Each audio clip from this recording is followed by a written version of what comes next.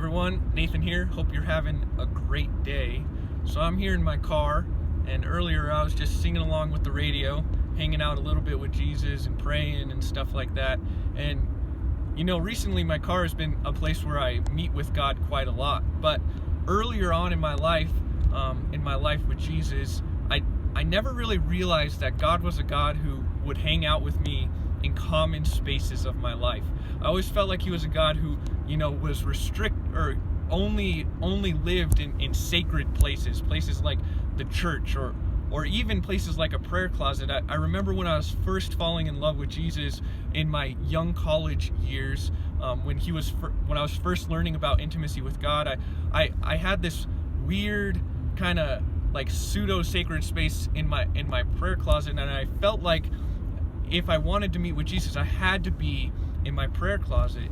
And I think that was actually pretty destructive to my life. Like, I think that prayer closets are good, and if you have a prayer closet, that's awesome, and there's nothing wrong with that. And even that, like, having special time alone with Jesus is like super, super, super important to the Christian life. But what it was becoming for me was I couldn't meet with Jesus in any other place, and it was almost like I was putting this formulaic, legalistic thing onto Jesus and saying he can only meet me in these places if I have this kind of heart.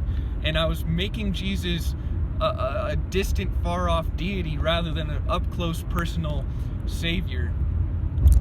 Recently, though, the Lord has been teaching me that he's a God of the common, everyday spaces of my life, that just because I'm not focused 100% on him or whatever, not saying that we should replace our special time with Jesus, but just because in the common everyday moments of our life we're not 100% focused on Jesus doesn't mean he's not with us.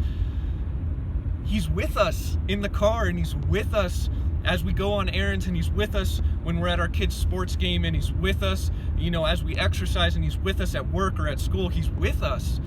It's amazing. Jesus is with us, not just in sacred spaces, but in common, everyday spaces of our lives. And I think that that's amazing. In fact, I would say that that's the whole meaning of the season that we're headed into here in the next couple of months, as we head towards Christmas.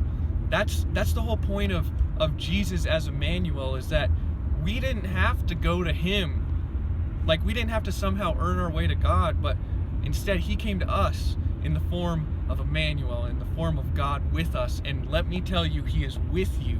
He is with you wherever you are, whatever you're doing.